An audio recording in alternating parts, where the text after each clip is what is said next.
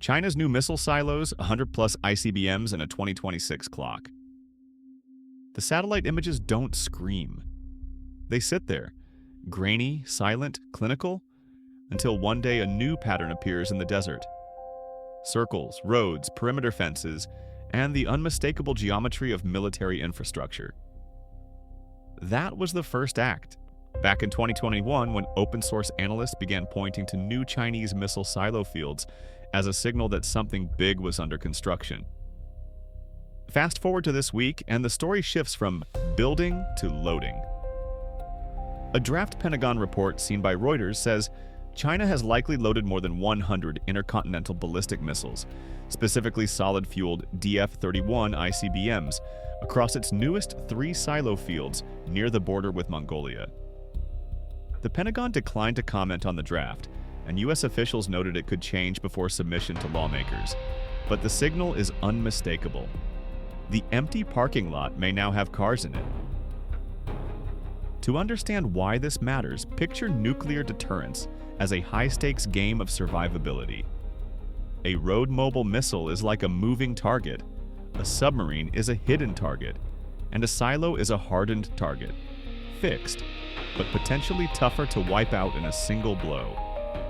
Now multiply that logic across dozens, then hundreds of sites. Even if some silos are decoys, the point is to complicate any adversary's calculations. Deterrence isn't only about what you have, it's about what the other side can't be sure it can eliminate. The report's claim lands in an already tense arms control landscape.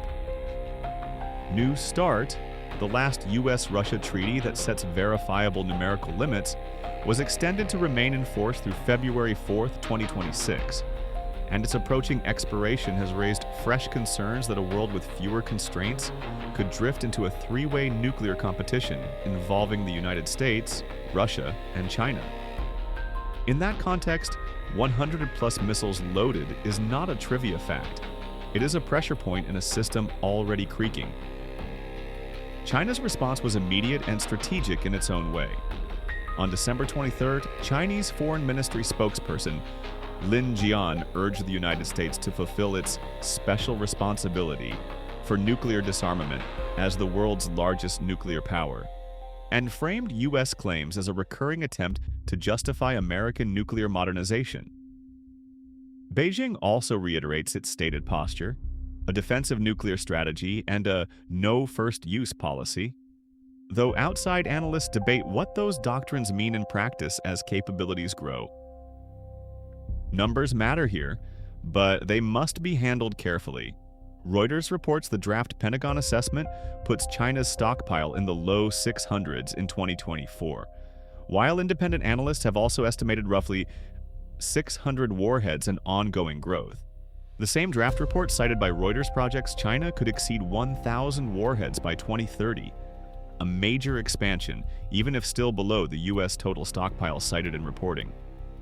In other words, China may not be catching up tomorrow, but it is building a trajectory that changes the strategic weather. Then there's the wider frame. The draft Pentagon report also underscores broader Chinese military ambitions and planning horizons, including the frequently cited Taiwan contingency timeline. Regardless of one's politics, timelines like 2027 function as planning milestones for militaries and governments across the region. And nuclear posture shapes how crises are interpreted, escalated, or contained. This is where the story stops being abstract and starts touching daily life, even far from East Asia. A world that feels less predictable tends to price risk differently. Defense budgets rise, alliances harden, supply chains hedge, and markets oscillate between growth and safety. The public may not follow warhead counts, but they feel the downstream effects: cost of capital, trade friction, technology controls, and the quiet normalization of long-term confrontation. So, what happens next? Two processes run in parallel. One is technical and intelligence-driven, confirming what is actually loaded, where, and how rapidly production can scale. The other is diplomatic and psychological, whether any credible arms control framework can be rebuilt when trust is low and incentives point toward hedging, not limiting. With New START's deadline looming in early 2026, the calendar itself becomes a strategic actor. And that's the sober cinematic twist. The most consequential moves in nuclear competition often happen with no sirens, no speeches, no footage. Just new shapes in the desert, a draft report, a denial, a counter-accusation, and a world that recalculates. If the next era of deterrence is being written in silence, what will it take? Politically, strategically, and morally, for the major powers to choose limits again before the math of fear becomes the only language left.